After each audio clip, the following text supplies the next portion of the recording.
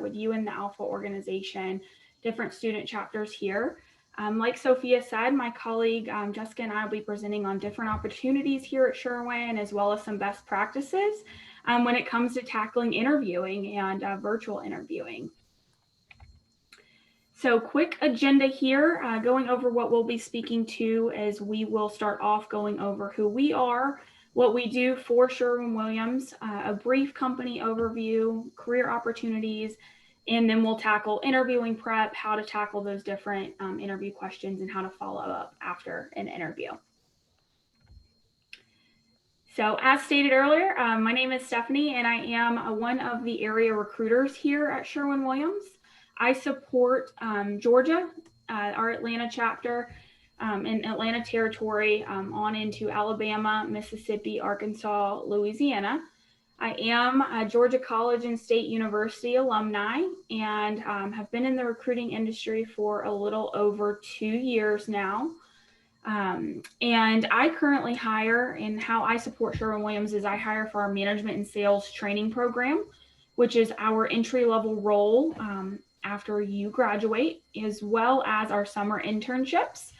And now I will let Jessica tell you a little bit about herself and how she supports Sherwin. Hi, everybody. I'm Jessica Donahue. I am the Atlanta District Stores Recruiter for Sherwin-Williams. In short, I hire all the part-time and full-time employees that support our stores. We have over 107 stores in Atlanta alone. I also help out in the Central District as well. So if anyone's looking for an opportunity while they're in school, just to part the time and pass the time, and actually could be an entry-level position to grow further in the future, I can help you out with that. Awesome, thank you. So segueing into a little bit about Sherwin-Williams and just doing a brief overview, as I'm sure most of you on the call have maybe seen our paint, used our paint, maybe visited one of our stores, used our products. We were founded in 1866, so a very long time ago, obviously doing something right. Our headquarters does sit out of Cleveland, Ohio, but we do have a district office here in Atlanta. Our Atlanta district is one of the largest districts. Like Jessica said, we have over 107 store locations and are growing. Sherwin-Williams is made up of 4 major groups, and those groups are going to be our consumer brands group, performance coatings group.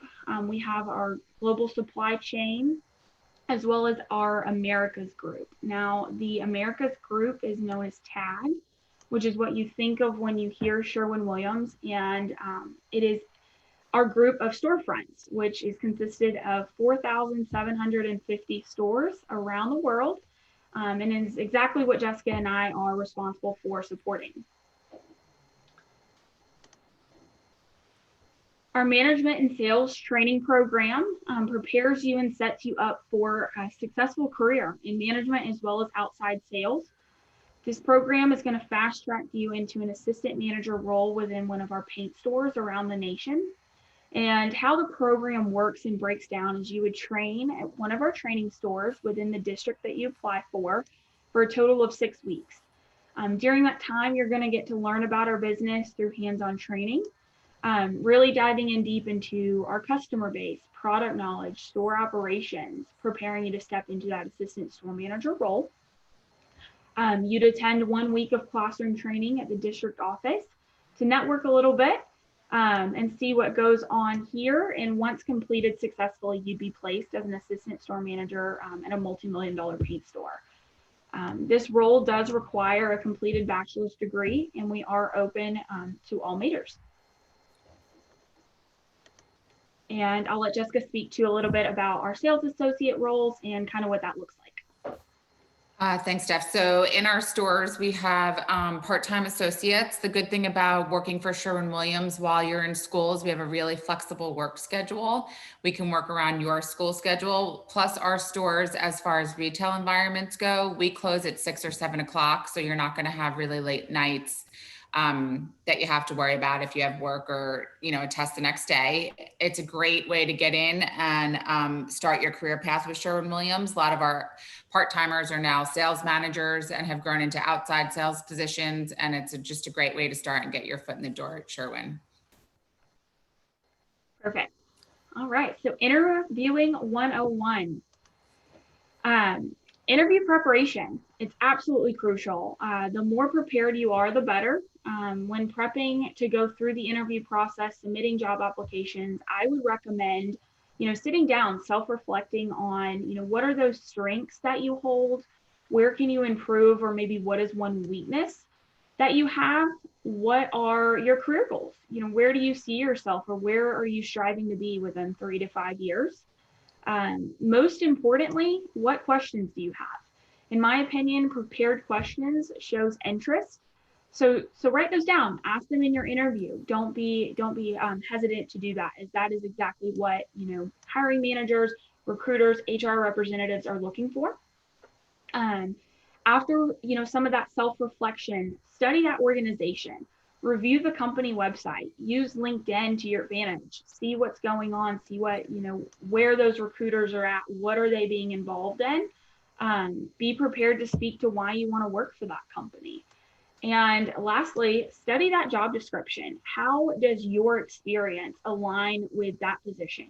Or what have you been doing to highlight your qualifications and skills to match what that company is looking for? All right, so practice makes perfect, am I right? The more you prepare and practice ahead of time can help you with any nerves you may experience. So be sure to develop questions. As I mentioned earlier, prepared questions during an interview shows interest.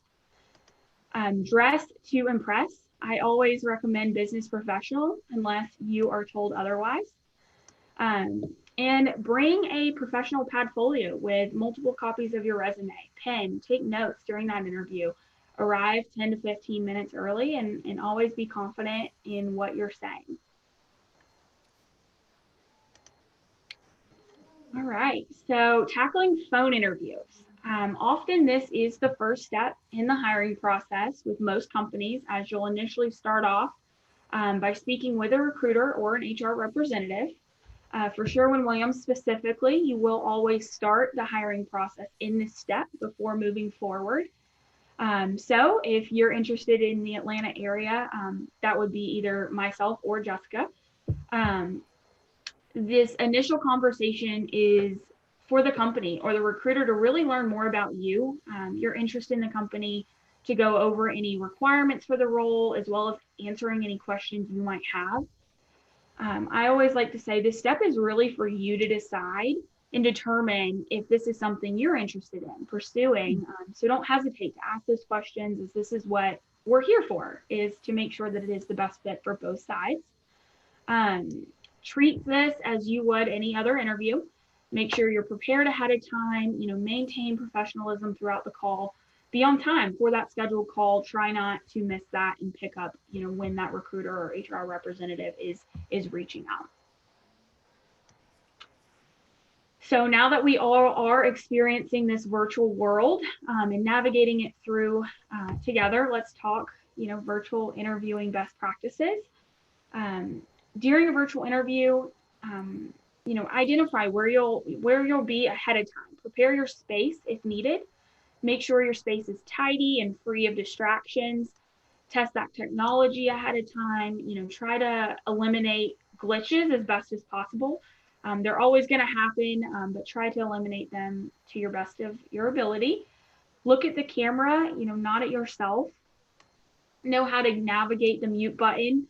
That one always seems to get me still to this day. Ensure your device is fully charged, has good connection. And lastly, as awkward as it might feel, just be yourself. And at the end of the day, this is new to many, many people. So things to avoid during your virtual interviews. Don't sit in front of a window or in a dark room. You want to be sure that the interviewer is able to see you, vice versa. Forgetting to mute yourself or turning on off the camera.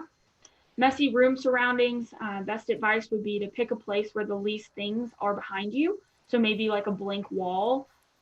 Not reviewing tech instructions in advance, joining the interview late or not being prepared and being casual just because you are at home.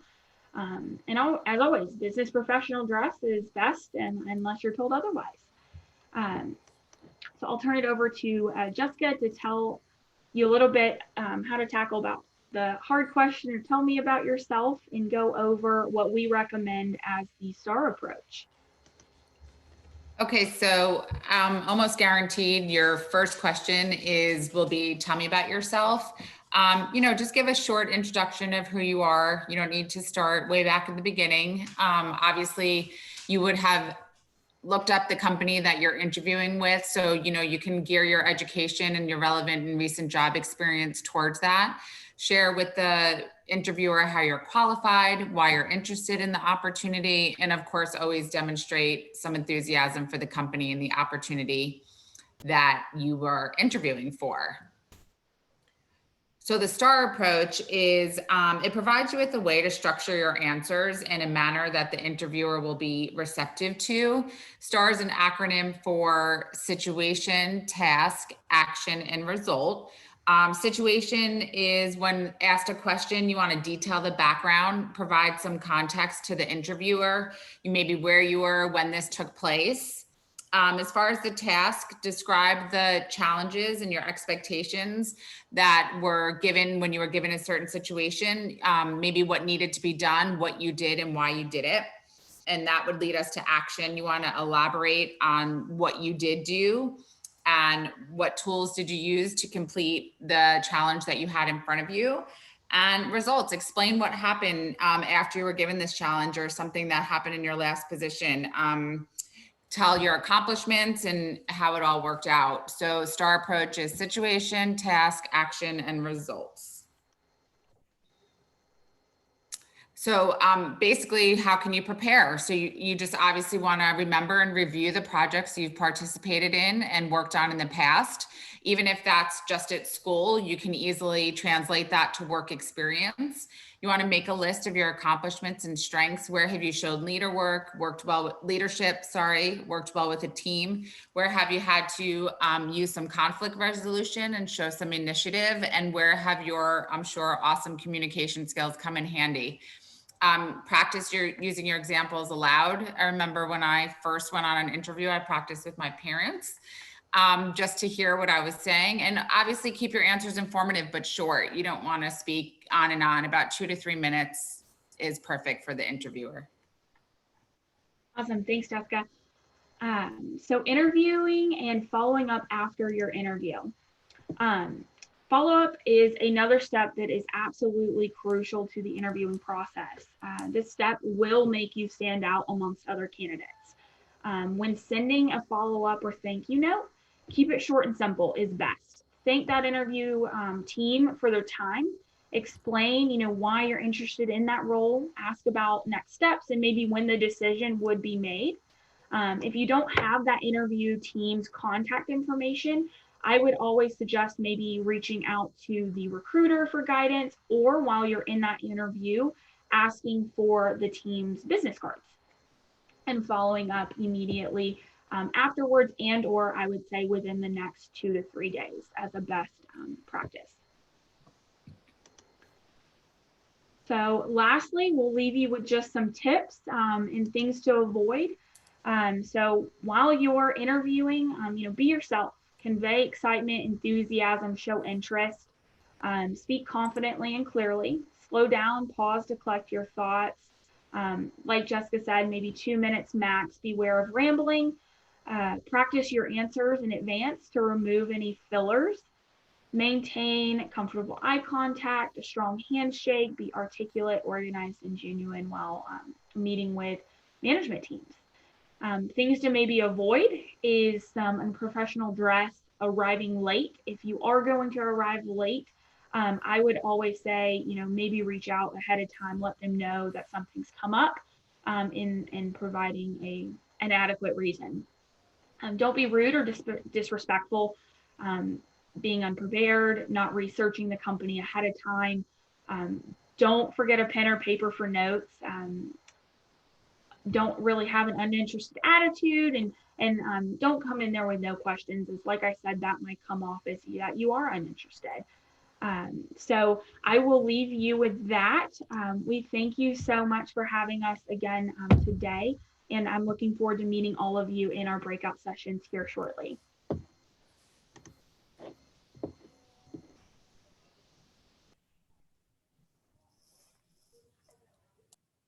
Thank you. Thank you, Sherwin-Williams.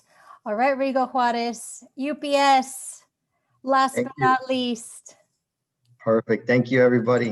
Okay, let me just see if I can share my screen here so everybody can see it. Could you hear me pretty well? We can hear you and we see your screen. Perfect. Okay. Again, thank you, Sophia and Felipe, for having me today. Again, my name is Rigo Juarez. I am the Talent Acquisition Advisor. And I actually been with UPS going on 25 years. So like Sophia was saying, I started out as a package handler. So actually I started this job in high school, believe it or not. So if you look at my resume, you're only going to see one job at UPS, but the growth that I've done with this company, I've changed over the course of the years to different levels of departments that I'll show you in the presentation. You can see how a lot of folks can transition to a lot of different departments at UPS. So I do have my degree with Cal State Fullerton in my public relations. So that's usually with a stint of where my education came from. But a lot of you may or may not know what UPS is, right? Because a lot of you know it's a household name. You all know exactly, you've seen those brown trucks, you've seen those, probably that brown uniform come to your home, but a lot of you may not know what we do. So what I wanted to do is I wanted to ask everybody a question, all the attendees there. When you think of UPS, what's the first thing that comes to mind? And if you could put that in the chat, and that we can kind of see exactly what you feel you think UPS is to you. And I'll just pause there for a moment to see some of the responses.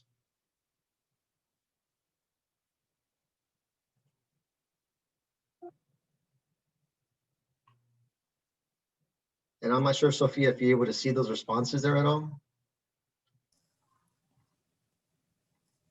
Yes, so we have packages, international shipping company, one of the top leaders of supply chain, delivery, diversity, global. Great. Brown trucks, one of the top leaders of supply chain, yes. Okay, good. Good to know that some of you know a little bit about what we do. So let's do a little bit of a deep dive so you can know exactly who we are. So like I mentioned earlier to everybody, we're a company that was founded back in 1907. So we've been in business over 113 years. So as you can see, we are a worldwide logistic provider that provides solutions to over 220 countries around the world. So we have over 495,000 employees globally, and we have many assets, as you can see, from a delivery and aircraft fleet. And just recently, UPS just announced our new CEO, Carol Tomei, is actually our first woman CEO that the company has ever had in the 113 years. So that's a big significant thing that we did and it's a pivotal time of this company that we actually did when we made this move. So we're very excited that we're going in a different direction, and you're going to see differently how this company has evolved. So when I started at UPS, these are the services that we did back in 1995. And as you can see, it's just a handful of things that actually UPS did back then. Many of the things have changed over the course of the years that you'd see. But now, let me show you UPS today. As we know it, we have grown over the years, and technology has changed the way we have done our business. And just like any other company, we offer a variety of opportunities. So with the opportunities that you can see, this is where you can actually start. So we know exactly, everybody starts entry level in some level of department here, but we know exactly most of the folks don't want to stay doing the same thing. A lot of them may want to do maybe lateral moves, maybe go into different levels of functions at UPS, or they may just love doing information technology and just want to vertically move up in that same opportunity. And that's okay, but at least you have the opportunities to jump into different directions at UPS And we give you that autonomy because, again, we really want you to come full circle and understand UPS and understand the complexities in different departments, because all that does, it makes you more of a higher caliber of a person when you're understanding a company like UPS. So a lot of the times people say, you know, where do I apply? Where can I go? Obviously, this is the job site that you want to jump into, upsjobs.com. And this gives you an array of variety of different positions, particularly for those folks that are in school right now that are looking to jump in, whether an internship or maybe in a full-time direct hire. This is a site you want to go into and navigate. And it's very user-friendly when you're going into it. And reason being is because maybe you're not looking for a job right now, but maybe for a job coming into next year. We have something called job alerts. And the job alerts really notifies you of those openings, of the ones, particularly the ones that you're interested going into next year. So that's something that we put on our site, because we know right now you may or may not want to work, but hey, UPS, I want you to think of me coming into next year. And this will automatically notify you either by text or by email of those positions of interest that you want to be able to proceed and move forward. So now this 30-second elevator pitch. This is something that it's kind of nerve-wracking for a lot of folks in school, right? And we know and understand when you're making the first impression, it's pretty much the everlasting impression. And I know my partners over here that are from different companies like Hawks and Sherwin-Williams know exactly what I mean. You have seen these pitches go very well, or you've seen them go terribly wrong. Just depends how they kind of set themselves up for success. That's really what it is. Again, and we know it's kind of nerve-wracking at first, but this is a way of how to carve your way so people can actually remember you. That's really what you want them to do, is that impression that you remember this person because of how they said things, but not just how they said it, but how they positioned themselves in front of it. And we know right now it's a very difficult time to do this, simply because you're doing it through a virtual screen, right? And we know a lot of you are going to be going through this, even going into next year, where you're not going to have any physical contact with folks. But again, you have to be able to get adjusted to this and maybe even pivot the way you're actually approaching this. So these are just some dotted points that we mentioned of how to just, present yourself at these folks when you're making the first initial contact. But the things that really also matter the most are the verbal and the nonverbal cues. How you position yourself when you're in front of that Zoom or that webcam, right? Like Sherwin-Williams was talking about how your background should be, how presentable you have to show. These are some things that are kind of hone in on these skills, because this is something that you could very well polish this and use this in any idea. If you think of yourself as doing an elevator pitch, what you're really doing is selling yourself. You're selling yourself to the person that you want to maximize that attention and get that attention getter. That's really what you want to do. The next thing is, if you want to stay connected with me, you can. We have LinkedIn, we have the Facebook, and we have the Twitter, and as well as with our email as well. So after today, I'm looking forward to connect with a lot of you folks that are interested with wanting to connect with UPS. By all means, I know Sophia put the Zoom inside the chat, so connect with me after later on today, and we can have a further discussion on how to proceed and move forward. Or maybe you just want to know a little bit more about UPS, or maybe you want to practice your elevator pitch with me. I'll be there for that. Thank you. Wonderful. Thank you so much to all of you. At this moment, if you have any questions, would you like to please submit under the chat box?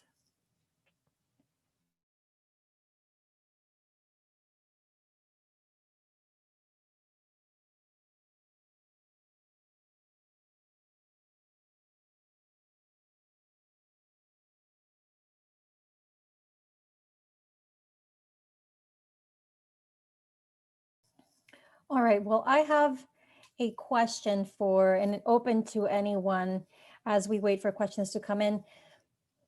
Could one of you share what's been maybe the story of one candidate who has really stood out the most, whether it was during their interview, their cover letter, or their 30-second pitch, or their interview? Could you share with us just maybe one story of a candidate that currently works at your company or has been incredibly successful at rising up, scaling the ladder? Yes, I have an example, Sophia. And this is, we had a star working in finance, and he always wanted to actually just apply to a position in sales. So he actually didn't have the, I mean, he had the reports, and that was awesome. Andres, can you share your screen, please? Oh, let me see. Okay, perfect. There you are. Great. And actually, this finance person wanted to be in the sales team, and we had to sell it with the skills of the reporting side. This guy coming from finance knew a lot of, Excel spreadsheet, and that for the sales team is huge. So that's a good example that when you partner with your recruiters and we can mentor them and look for sponsorship, there's a ton of opportunities to grow.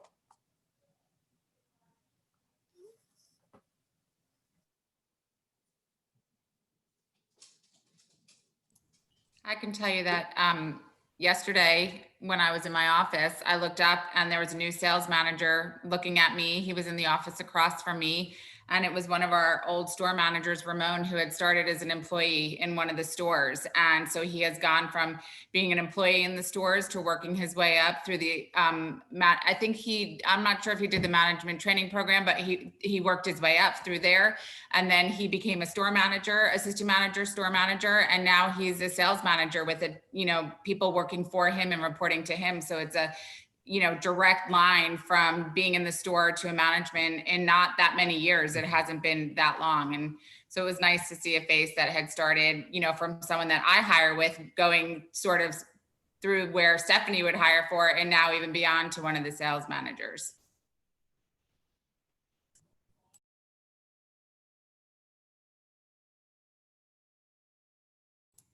You're muted, Sophia. Yes. Oh, the joys of falling into the trap. I was asking if you picked up on a specific quality of this individual that you just noticed made him stand out immediately. For me, because I do speak to so many managers throughout the day, because, we deal with so many people, he's just always been an upfront person, really personable, really hardworking. And he was able to differentiate himself from the pack just by hard work and, using his, going from a smaller volume store to a higher volume store, and just using all he's learned and applying it to his everyday work, and just, being able to be recognized for that. Yeah, so for any of the attendees, if they actually want to ask the question, we'll go ahead and raise your hand, and we'll go ahead and unmute you so you can ask the question. And through the tool, there's a way you could raise your hand under the attendees participants option. Okay.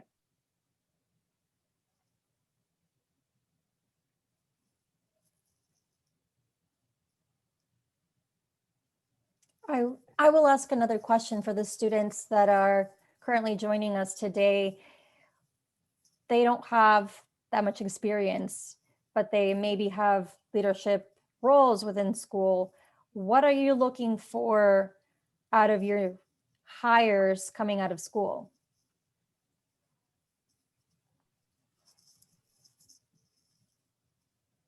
Stephanie, Jessica, Andres, Rigo, this is open to all.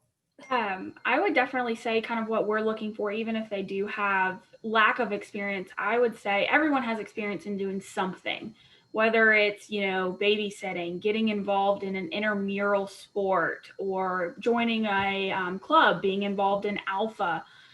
So really tailoring what you are involved in into what that company's looking for is crucial. So I know for us, for instance, is we look, and what I look for in a candidate is interpersonal skills. Can you communicate with me? Do you have, examples where you've maybe worked well in a team? Were you a part of a sports team? Things like that, to where they can take those experiences and bring them to the table and relate them back. Not necessarily, I worked, in retail at whatever company for X amount of years. I more or less am looking for interpersonal skills and how they're able to communicate with me to step into our roles.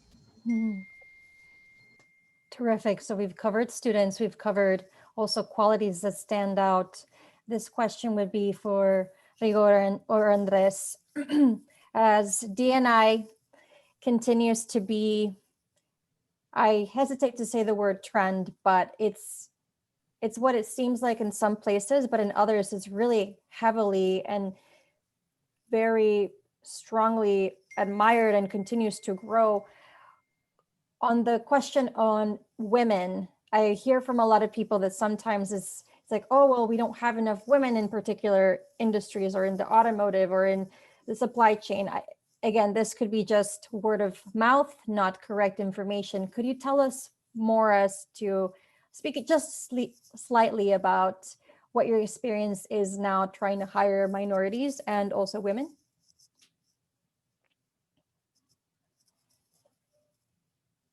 And you are both on mute. An example is the industry that I support. The industry that I support is very like man-owned, the dealership world, the automotive world. So right now, everything is starting to change. And as we bring diversity, the recruiters into the teams, actually, it makes it, again, just a welcome environment, very successful, different ideas. You know, it also helps with the environment of the office because, you know, when it's only men working, bringing diversity means a lot as well. It helps out. Yeah, Sophia, if I could go off with what Cox was saying, obviously with UPS, we're seen as a male-dominated, you know, workforce, right? That's the first thing you think of. So the way we change is exactly what we're trying to do with Andres is, like you said, in the same thing. It's the recruitment part. It's the education part, right? It's going and joining these different minority groups so they can see exactly what UPS is capable of doing and them having a career with UPS. So what we just did too is we adopted a brand ambassador program. And that brand ambassador, what we did, and some of you may already have this already with your companies, but we hired 12 brand ambassador HR interns that really just go out there and really speak to UPS, to a lot of the groups that we're looking to increase our visibility and have more space in them. I think the more we're involved in the actual colleges and those organizations, by all means, that does help change the trend for people not saying that UPS is just a male-dominated company. I'm starting to see different factors coming into UPS. And I think Felipe had probably seen this too. You know, working at UPS has several years, it was so dominant. Now we have our first female CEO, right? You know, and that's a big change that we have in 113 years. So that's a big thing for UPS that we actually, when we went into that. So we're constantly evolving. And I know this is something of topic of discussion. If companies don't have a diversity and inclusion program, they need to have it, you know, because it's really a biggest education piece for folks out there wanting to consider you as the employer of choice. Yeah, thank you, Rigo. So I didn't mention that I also work for UPS. I mean, the UPS are for now 23 years. So Rigo's exactly right. And the 23 years, I mean, UPS is, the change has been amazing, right? Literally when I got hired, I had to buy 5 suits and ties and everything.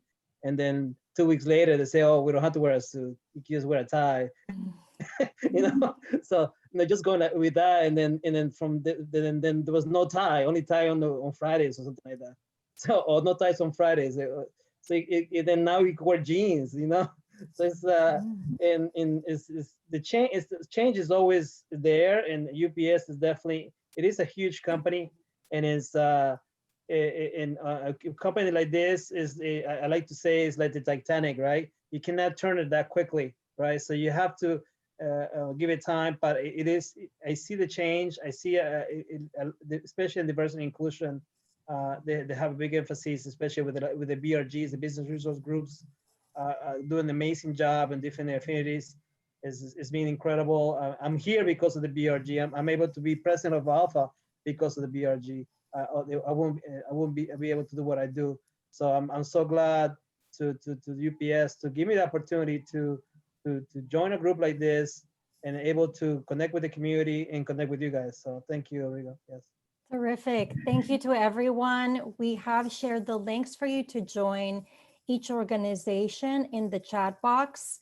We will now make our transition. I'm very excited to introduce Alpha's CEO, Damian Rivera. He has been our CEO since September 2018, and prior to Alpha, he was managing director in Accenture's Resources Utilities practice for 21 years. So he comes to us with so much passion, so much experience, and I'm going to hand it over to him so he can tell us a little bit more about what Alpha means, where we are, and where we're headed in this new atmosphere, meeting virtually. Damian, welcome. Thank you so much for having me. I appreciate it, Sophia. Felipe, how you doing? Great to see you too. Damien, thank you for joining us. When I think about Alpha, what I like to talk to people about is it's about access, right? Alpha provides an opportunity to get access, and it goes both ways, right? From companies to individuals, individuals to companies. It provides opportunities for people to be able to continue to build their knowledge, expand their networks so that they could take action to achieve your aspirations while giving back to the next generation. Alpha is about making sure we are living up to what I consider a responsibility that we have within the Latino community because we have insane talents.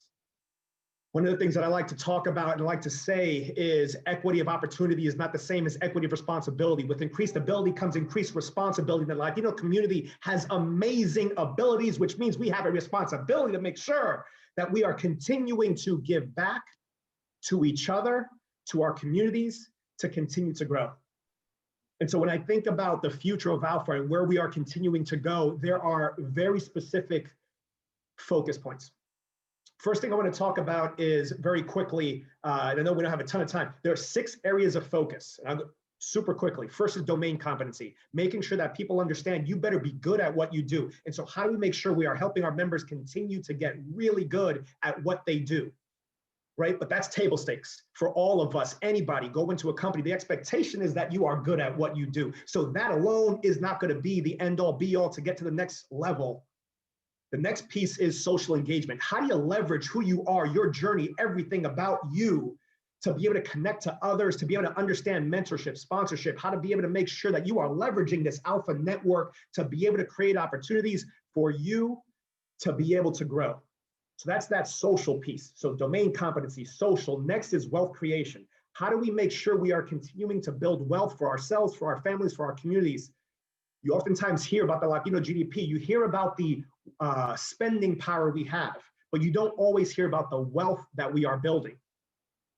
One of the things I would encourage everybody to do is do a search on Latino Donor Collaborative Latino GDP report. One of the things that I am insanely proud of from a community perspective is the Latino community is the fastest growing group in home ownership, home buying. We are building that wealth. And so from an organizational perspective, we are thinking about how do we find ways to create opportunities for people to be able to continue to build their wealth. The last 3 pieces very quickly is health and wellness. Making sure we are taking care of ourselves mentally, physically, as we are progressing in our lives. You see, because the journey that you are on through your careers, as you progress in the companies that you are in, as you progress in leadership opportunities and communities that you have, it comes with different types of stress points. And for all of us, there is always someone else that we can also engage with, have conversations with, to help us understand what we may be missing, because we are not on this journey alone. And the last 2 pieces are community engagement. How are you giving back? And the last one is entrepreneurship and intrapreneurship. How are we leveraging all those things about us, all those things about our journeys that contribute to us being, frankly, just good at doing a lot of things? I like to tell people the Latino community is insane. We are MacGyver, right? Like we can MacGyver anything. We can figure stuff out. It's one of the things that we have always done in our lives. I joke about my grandpa. One day I asked him to staple a bunch of papers together for me. He didn't have a stapler, so he took them and he used to do a lot of sewing. He sewed a staple into those papers for me. We will figure stuff out because we are insanely creative. And that is needed now more than ever, as we are in a situation in this country, in this world, where we need innovation and creativity to be able to continue to move forward. And that is what Alpha is about. Knowledge, network, action, so you can achieve your aspirations while giving back to the next generation and making an impact together. And so I encourage everyone to work together to continue to move forward, because that is how we will continue to innovate, how we will continue to make a difference, how we will continue to make an impact. It is with each other. And so again, Sophia, Felipe, thank you for giving me the opportunity to just talk for a few minutes. As you could tell, I am insanely passionate about what we do here because it's about giving back and watching each other grow and continue to excel as a community and rise up together. Wow. Sending spirit fingers from Atlanta all the way to you. Thank you so much, Damien. We appreciate your time and joining us. I know you're incredibly busy, and your passion, experience, and all that you threw at us, I know definitely motivated me to keep being more involved. So where can we find you? Yep. Tell us a little bit more. So LinkedIn, very easily, I'll go ahead and paste in my LinkedIn here, but I would encourage everybody, go to the alpha.org site, take a look at the different opportunities that we have out there to engage in the community.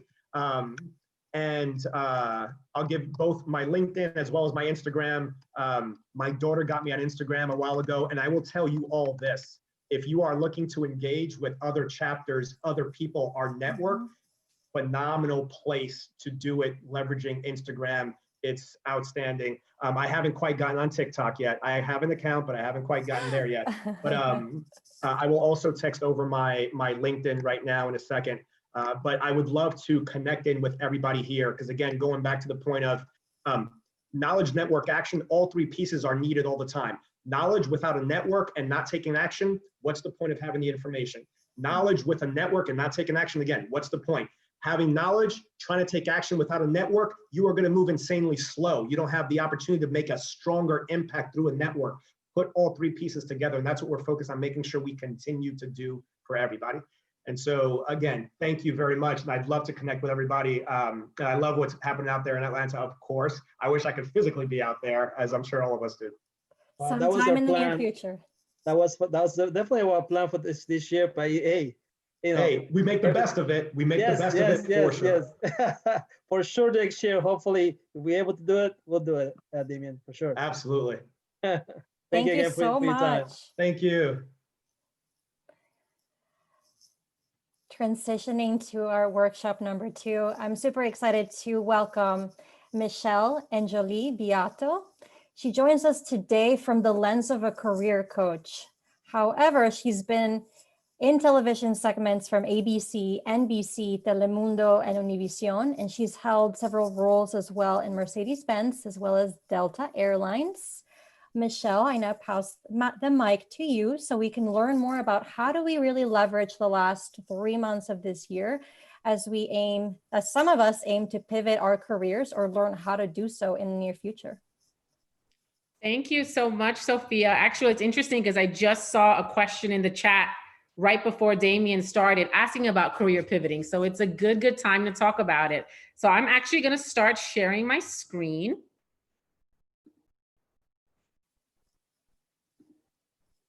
And please let me know when you guys can see that.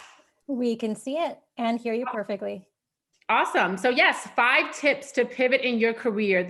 I'll first start off to say that, first of all, happy International Coffee Day. You guys see a coffee cup here, and today actually happens to be International Coffee Day. And you guys are going to get to know why I am a coffee lover and why I'm obsessed with coffee.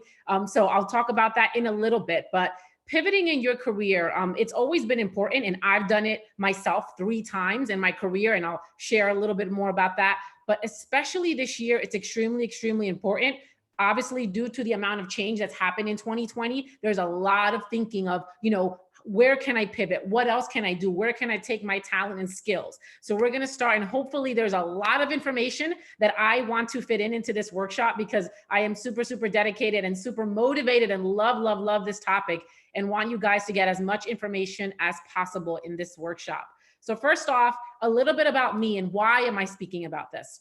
So my name, as Sophia mentioned, is Michelle, and I have 3 words that I describe myself in. And these 3 words are what I have used to move up in my career, in different areas of my career. And that's, I'm a coffee lover, I'm a storyteller, and I am a connector. Coffee, as most of you who are Latinos know, it was a big staple growing up. My grandparents, my parents, my aunt and uncles, we all used coffee to connect with each other, with our friends. So I definitely had a love for coffee when I was a very young child, or as a teenager, but used my love of coffee to connect with others starting in school. And then storyteller. I love stories. I love telling them. I love hearing them. And then finally, I use those both things to connect with other people, learn about other people, help other people. And those three things are what make me who I am. And they're comprised of my passion and how I like to give back to the community. And so, as I mentioned, I first started out my career as a television producer working for Despierta America, which I'm sure all of you know is Univision Network's morning show. And I did that while I was still a student in college.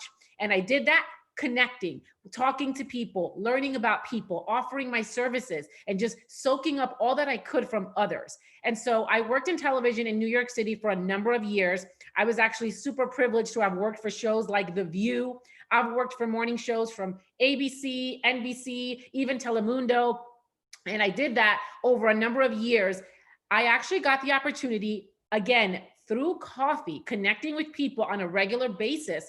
I was then referred to a position as a television production assistant at Mercedes-Benz USA. So as most of you probably know right now, their headquarters is in Atlanta now, but it used to be in New Jersey.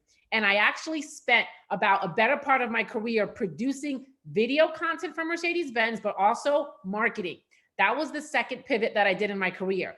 As everything was going digital, marketing was also becoming more and more digital. And therefore I pivoted into marketing. I used the skills and the experience that I had learned in all of those years of television production and turned that into a great marketing career. So I was with Mercedes-Benz for about 8 years, made the move down here in Atlanta with them.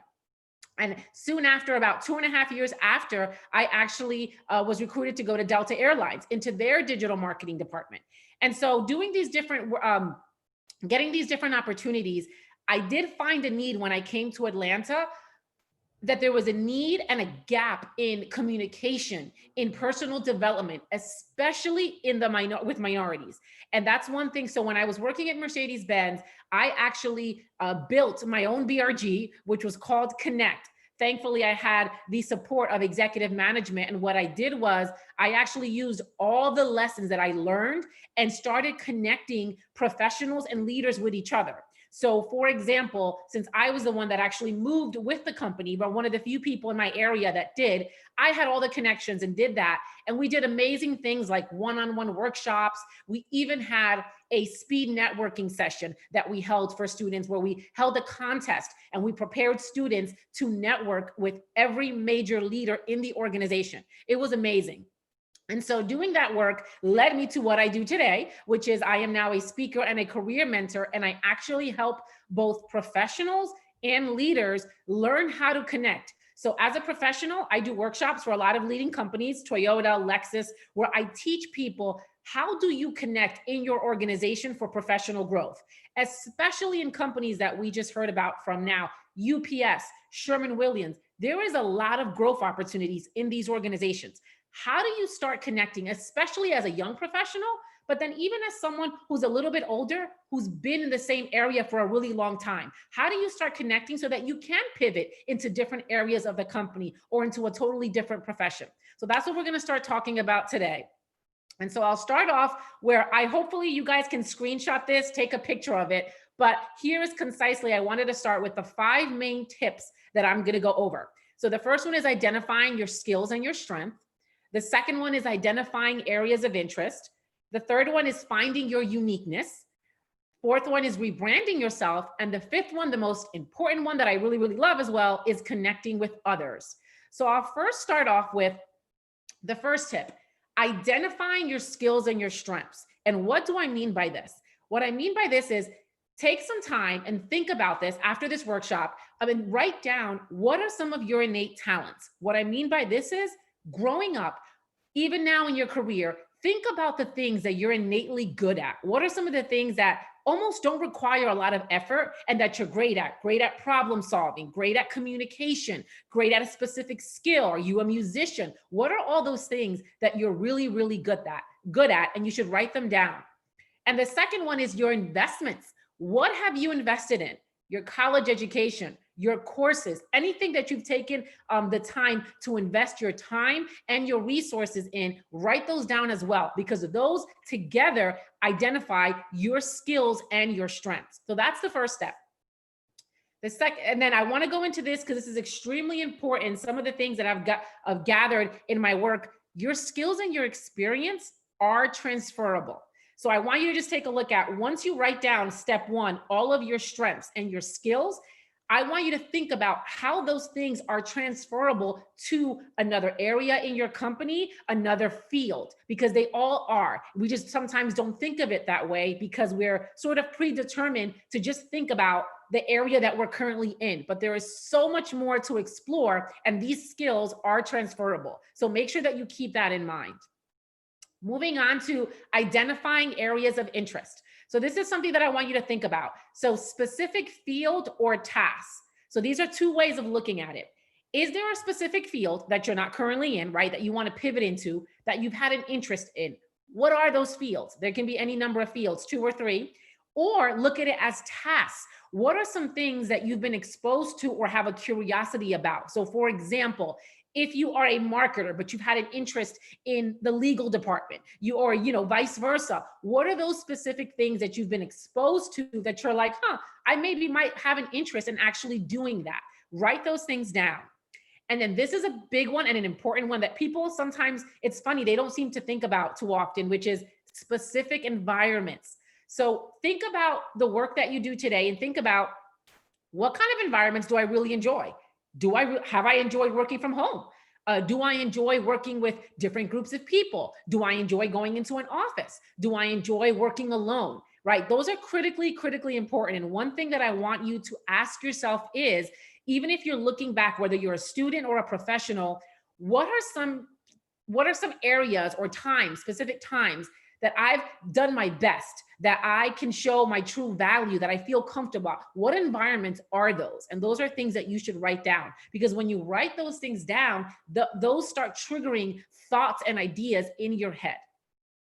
And with that, I want you to think about, okay, what are problems that you have the skill and passion for? Right? Because solving problems that you have the skill and the passion for will allow you to make history. And the reason I say this is because you have to be extremely passionate about something. And when you're looking to pivot in your career, think about, 1, what am I really passionate about? And then what is the problem that I can solve?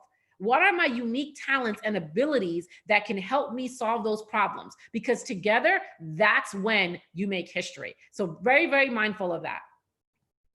And then moving on, finding your uniqueness. So I really love doing this exercise with many folks because, especially being a Latino, there are so many things that make you unique, from the ability to speak a second language, if you can speak a second language, where you were raised, your values, the experience, your unique culture. There's a lot to Latin Americans that is very unique, that are a part of our strengths. So the first thing is, when you're thinking about where to pivot. So let's just say you've done the first 2 exercises and now you've identified a specific field or a job that you want to work in.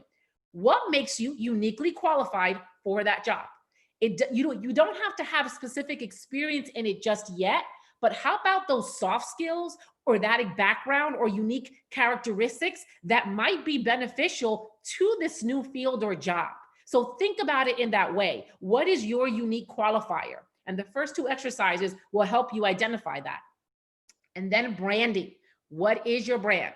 So I can spend probably 4 hours talking about branding. We hear about branding all the time now, but branding is extremely important. And this is what I want you to think about when you think about your brand. Most people think that their brand is what they put out into the world, right? It's not. The way you can figure out, here are some tricks that I've actually used, and I've used this about 3 or 4 times in my life, but I actually recommend this to so many other people, and it's always been very beneficial to each person that does it. Pick 5 to 10 people in your life, comprised of it could be maybe a family member, some friends, colleagues, but make sure they are people that will give you constructive feedback. And I want you to ask them this question. When you think of me, whether it's a friendship, as a colleague, as a family member, what comes to mind when you interact with me? And what you'll get out of that question is, well, Michelle, you're a problem solver. Like, I can come to you, you're a coffee drinker. Like, I love when we go out to coffee all the time, or you're really passionate about this. get that information and make sure that you do this with 5 to 10 people, because it's a very eye-opening exercise, because some of the feedback that you might get, you probably have not even imagined, like, oh, wait, I never knew that this is what, people see in me, and it helps you identify what value you're adding to those around you. So definitely, that's a great exercise to help you start identifying what is your current brand. Extremely, extremely important, because your advantage is your advantage is the unique set of experiences and skills that you possess. So back to unique qualifier, you have a unique combination of background, skills, and experience that no one else in this world, and I mean, I don't know what the current number is, but there are billions of people in this world, but there is not one other person that's on the face of this earth right now that can say that they have the same combination of skills and experience that you possess. Like, think about that. You are completely unique. And the point is to figure out and understand what is your uniqueness, what is your magic. And then moving on. So now that you've identified an area or a position that you want, it's time to rebrand yourself. And this is what I mean by this. Once you've understood what your current branding is, if you want to go into a new field, whether it's within your company or outside of your company, rebranding yourself, online presence. We are right now, what typically would have been a conference in person, we're now doing this online. Your online presence is becoming more and more important.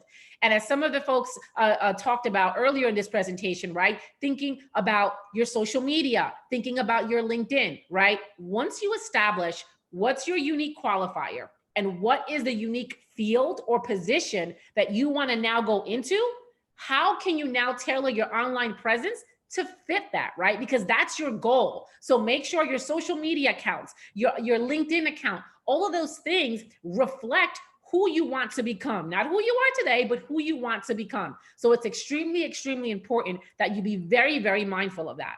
And then exposure. Start exposing yourself to those areas that you see yourself in or that you want to learn more about and potentially have a future career in. Start networking, start reaching out, start doing your research, right? There are tons and tons of free material online that you can use, YouTube videos, Facebook groups. I mean, there's a Facebook group for any type of interest. Get yourself involved and expose yourself to environments and the people that can give you more information and potentially can become a connection to get you from point A to point B. So that's extremely important. And then this is a great quote that I absolutely love. Your brand is what other people say about you when you're not in the room. Back to my earlier point, the brand that you think that you're creating might potentially not be the brand that is out there. So think about where you want to go and make sure your online presence, your actions, how you conduct yourself with everyone, that they match the brand and the future opportunity that you want to create for yourself. So it's extremely important.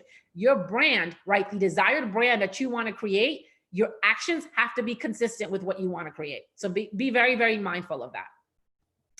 And then finally, connecting with others. So this is my favorite part of it. There are so many ways today to connect with others. I know we're missing the in-person element. I mean, hopefully that won't be for too long, but there are so many ways that you can connect with others virtually. I've been doing it for the past 8 months. I've actually connected with more people virtually than I have in the last, I would say, almost 2 years. It's actually been very shocking. So your current network, who are the people that you currently work with or have worked with in the past? Reach out to them, right? If you happen to know someone that is in the potential field or in the position that you're looking to get more information about because you want to pivot in that direction, reach out to them. Another great thing is, if you don't have anybody in your current network that is, ask the people in your current network if they know someone who's in that desired field or position that you're looking to pivot into. It's amazing how many people have a LinkedIn connection or someone that they know. Someone knows someone. And you know how Latins are. We know a lot of people. So please take advantage of your network. And that includes friends, that includes family members, that includes your professional network, that includes organizations. So use that. Social media. There is so much power in social media. Facebook groups are amazing. There is a Facebook group, as I mentioned before, for just about any field or any interest. Get involved. I've met people from all over the world in the last 6 months. I have coffee dates with people from all over the world. So Facebook groups are a great way to connect. And then obviously LinkedIn, it's another one of my favorite tools to use, right? Use LinkedIn, research people, reach out, send a short note to connect with people and be specific about why you want to connect with them, because there's a lot of opportunity and connections out there that are waiting for you. You just have to do the legwork. And then finally, industry organizations. So this organization right now, Alpha, amazing organization. Get involved, connect with other Alpha members, other industry organizations. So if you want to pivot into the medical field, if you want to pivot into the transportation field, there are industry organizations for just about every area. Research them and reach out to them. And then finally, I want to end with a note about what connecting really means. So here, what you're looking at is my official definition. I built a curriculum based off of this definition. Connecting is an authentic attempt to learn or assist someone.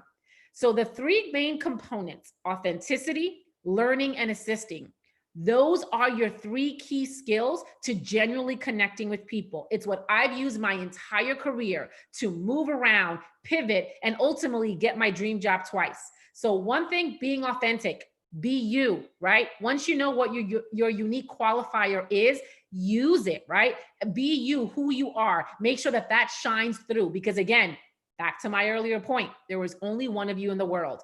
And then learn from everyone around you. It's extremely, extremely important. There is so much knowledge in all of the people around us. So please take the time to learn. And then finally, assist people, assisting others. Assisting others is a golden ticket to making connections with other people.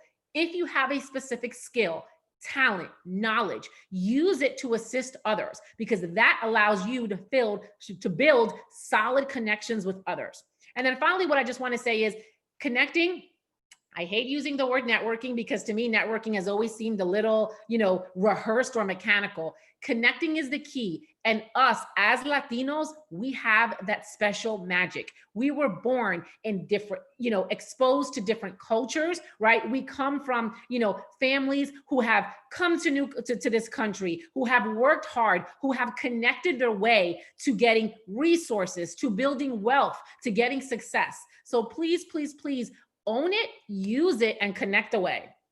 And then I want to leave you guys with an opportunity to connect with me. So here you have a website. You can connect with me on LinkedIn and then also on Instagram. And I will stop sharing now and send it back for hopefully a lot of questions. Thank you so much, Michelle. I know I'm personally one of your fans. I follow you on Instagram and LinkedIn, and I'm always amazed at the content that you share, because it's very authentic, but it's real talk, and it's not just on the surface talk. And that's what I feel like it's been really more common these days, jokes or perhaps very lacking that substance of what we need currently, which is that motivation and really more direction as to, okay, what does it mean to be authentic? What does that mean? So now that I'm authentic, what do I do now? What do I have to learn to therefore deliver value add? So it takes components of all those three pieces that you mentioned to really bring a good package together. So I really thank you for that.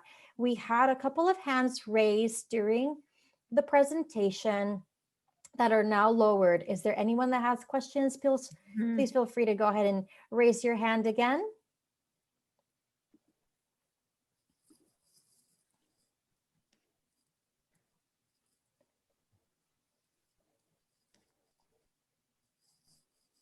Nobody all go at once? Romina?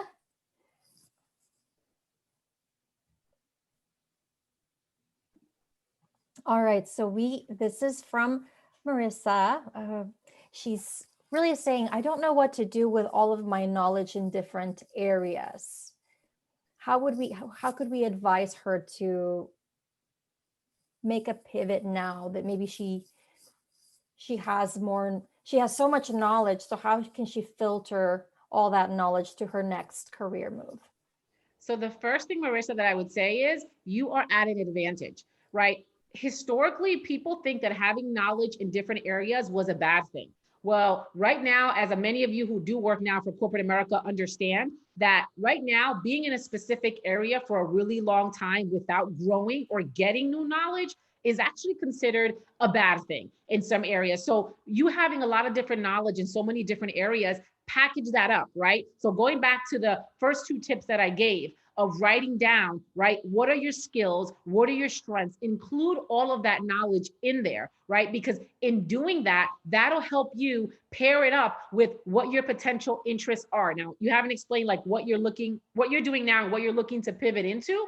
But when you do find out what that is, or if you already know, the goal is to find synergies into what your past experience and knowledge and skills are, and figure out, it's a marketing exercise. How do you market yourself so that you can pivot successfully into that new area?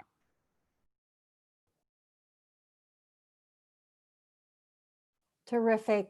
I received, let's see, Jasmine Alvarez did not ask a question, but she provided a resource for anyone who's in tech. So please feel free to check that out as well. All right, we have another question from Romina, who is my sister, by the way. Hi, thanks for joining us. She asks, how do you incorporate your passions in helping others while making a profit? Ooh, I love this question because I just did this. So it's interesting because, yeah, so that's why, again, going back to those exercises, you have to figure out a way to monetize what your interests and your passions are. So I'll give you my example, right? So I had all this experience, and if you think about it, if you're looking at it like from a big lens, a faraway lens, you're like, wait, you were a television producer, a marketer, and now you're a speaker and career mentor. How are those even related? They are related because all of those collectively gave me the knowledge, the skills, and the experience in a lot of different areas. So what I did was 2.5 years ago, I identified, okay, what do I want to do next, right? And I thought about, okay, what are my passions? I love helping people. What's the knowledge that I have, right? Going back to the first 2 tips that I gave. And I sat down and said, hey, I love helping people, right? I know a lot about all of these different careers. I was successful very early on my career. Wait, I love coffee and I love connecting with people. Back to that branding exercise that I show you, ask people around you, what is it that they think of when they think of you? I totally had forgotten about the coffee part. And I was able 2.5 years ago to build a business plan incorporating my love of coffee, my love of mentoring, my love of, pivoting career-wise, and built a speaking business and a coaching business based on that. And I've monetized it because I now speak to different organizations now and I get paid for it, right? So it's a matter of, it's a big open-ended question and it could be really, really confusing. And I was there 3 years ago when I said, wait, I want to make another pivot. But how you do it, you have to go through all those exercises that I gave you. Because as you start writing it down, and I recommend you getting a journal or like a little book and going through all those exercises and getting all that feedback and writing it down. Because when you see it in written form, it'll start it'll start bringing up some ideas. You'll start getting like a light bulb and one idea will connect to another idea. So it's very, very important that you go through those exercises. And Michelle, I have a question for you. Can you speak a little bit about the importance of having a career coach? You've pivoted, you've had the qualities and the vision to be able to attack this and have your dream jobs. For someone who perhaps needs more guidance on, okay, I understand I like X, Y, and Z, but I could use more guidance. If you could speak on how you work as a career coach and the benefits of that, and when is a good time for a career coach too? So it's interesting because, a career coach is something that is not known really in the Latino culture, right? Because even thinking about Not at all. I'm a daughter of immigrants, right? No one had a career coach. My parents didn't go to college. I was a first-generation college student.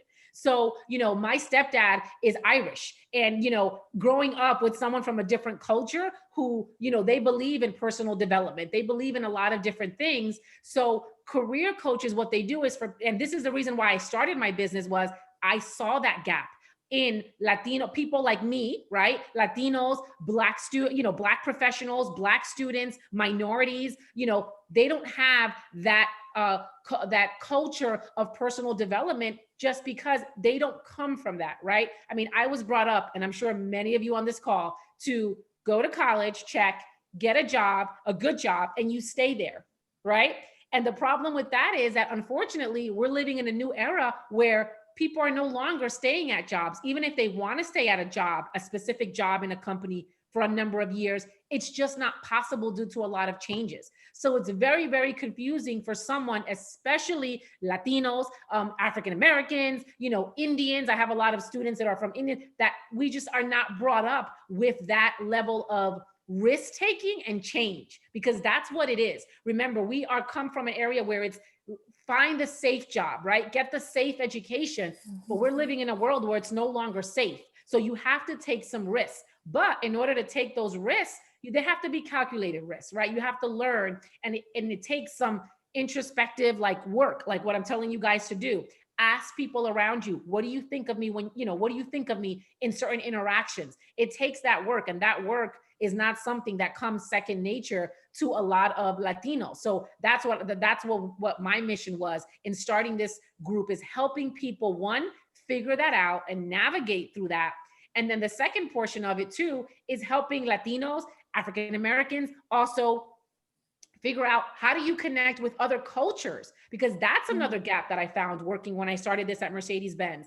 I found, a lot of my Black colleagues, my Latino colleagues, have never interacted with people from Germany before, had never interacted with people from different areas of the world. How do we help them with that communication gap? And how do you help them connect with other people? Because that's important, right? You have to be able to build not only the experience and the knowledge, but also those social capabilities, so that when you walk in a room, and that's why I loved what Damien said in the beginning, be proud of who you are, right? You're unique, you're special. Use that to connect with other people, because that is what also will get you mentorship, guidance, and opportunities for different things.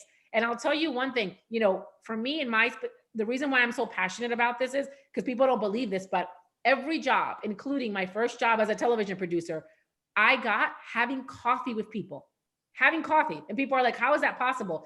It's because, in those conversations, and it could be lunch, it could be tea, whatever it is, it could be having a drink with someone, taking the time to get to know other people and them getting to know you, that plants a seed in people's minds. So when opportunities do come up, they do think of you. And that's sort of like a social skill that's very, very hard. And it's something that you have to kind of learn in order to take full advantage of it. Does that make sense? Definitely. I can definitely speak to that, as I've had mentors for several years. And so for all the students that are joining us today, I would also suggest listen to Michelle. Play it out. You have the opportunity to reach out. LinkedIn, everything's virtual now. So really there's no excuse for not reaching out to that professional that perhaps you admire and say, hi, can I just ask you a few questions, 15 minutes of your time, and be professional within those 15 minutes. Exactly. And really step out of your comfort zone as well. No, it doesn't matter whether you're a student, a professional pivoting, we're all going through a transition currently virtually. So I really appreciate your wise words and the vision that you've had sharing your career journey with us and all of your tips. Thank you guys. And yeah, if you guys I have tons of free tips. I share them on LinkedIn. I share them on Instagram. I share them on my website. So there's definitely always free information that you can get from that. And thank you guys for having me. Thank you, Felipe. Thank you, everyone. Thank you, Michelle. Again, I want to say thank you again for taking the time. Thank you to all the attendees and panelists. Thank you, UPS, Sherwin-Williams, Cox, for doing this again. We couldn't do this with their help and their support. Just one thing, the private rooms for each Cox, UPS, and Sherwin-Williams are open. So I guess, Sophia, if you want to share the link again on the chat, just in case, but everybody should receive the email with the separate links for the separate rooms to go and meet Cox and go meet Sherwin-Williams as well as UPS. So they take opportunity to meet them, talk to them, maybe ask some of the questions you couldn't ask. I think it's a great opportunity to have the more personal one-to-one, and get to know the organization. Ask those questions that you're afraid to ask, maybe to an interview, and say, what do this is the opportunity. Take that and talk to them. They're totally open to answer questions that they can, and or get back to you with some other questions that they're not able to answer right away, right? So definitely connect with them and then use the opportunity. And thank you again for joining us. Don't forget, if you're not an Alpha member, make sure you register in alpha.org because the next event is going to be on October 29th, the Women's of Alpha. We have amazing speakers, Latina leaders from in the nation, CEOs and founders of organizations for different organizations that support Latinas in different areas. So make sure you got, and Latinos in general. So make sure you become an Alpha member so you get to see and follow us on Facebook, follow us on Instagram and Twitter, so you guys get to see the updates and take advantage of the opportunity. Okay. So thanks again, Sophia. Anything else? Good job. Definitely. It's our first virtual event that we did, and I think it was good, and hopefully everybody enjoyed it. Terrific. Yes, we will be sending out a short survey. Would appreciate your feedback. I have added the links one more time. We will be hanging on for just a few minutes in case anyone experiences difficulties. I'm also including my email as well, should you have any further questions leading into potential job opportunities, connecting with anyone you saw today, or any questions on what we do in Alpha. Thank you all.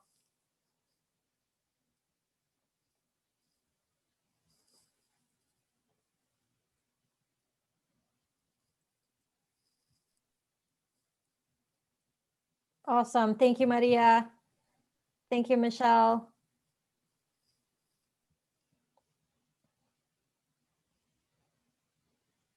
That's Rafael too, there. Yes, so Rafael. Okay, Where do I get to? with Daniela and Rafael. Bye, Marissa. Thank you for joining. Bye, Francisco. Thanks, Andrea.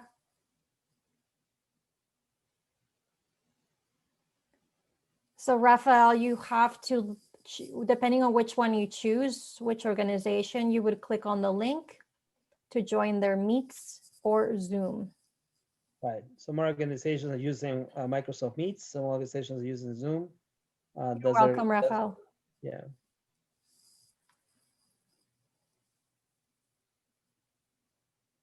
Thank you, Romina. Look at the little sister, huh? That's right. Representing UGA. Yeah, good. Make sure you connect with Alpha, Romina. Thank you, Sharon.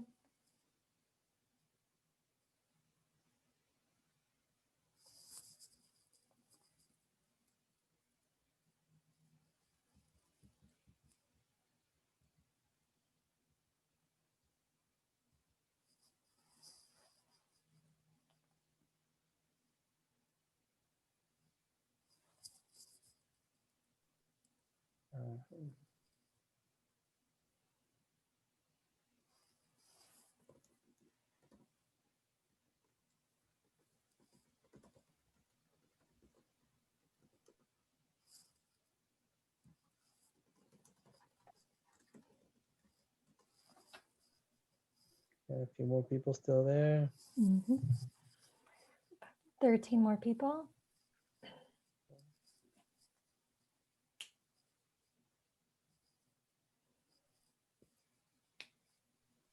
Yeah, so Francisco, Hakeem, Jack, James, make sure you join the rooms. The event and this Zoom session, the webinar is over. And we're just staying here a few more minutes before we close the room.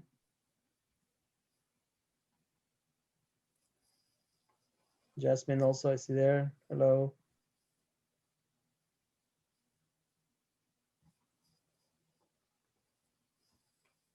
Jorge, Latoya, and Lourdes Williamson.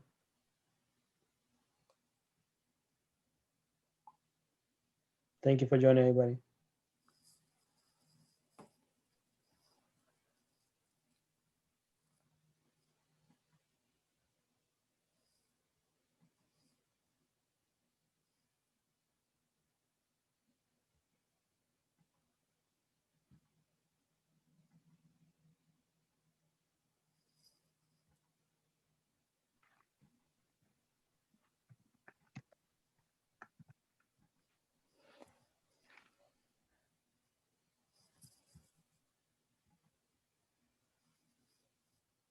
Great one. All right, so we have 6 more people who, Jorge, Jasmine, Latoya, Jack, Washington.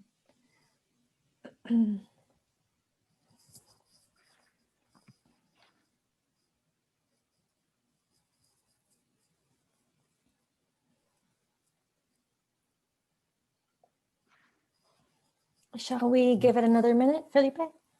Yeah, just give 1 more minute. That's it.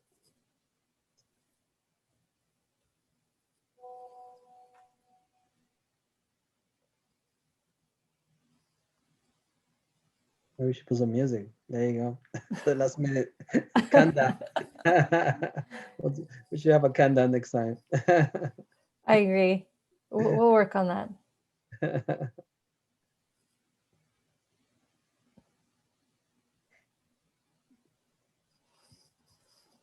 All right. Well, again, thank you, Sophia, for your Thank you, time. Felipe. I Great am going job. to Great job. pause the recording, and I'm going to figure out if there's a way to edit it to therefore send it out.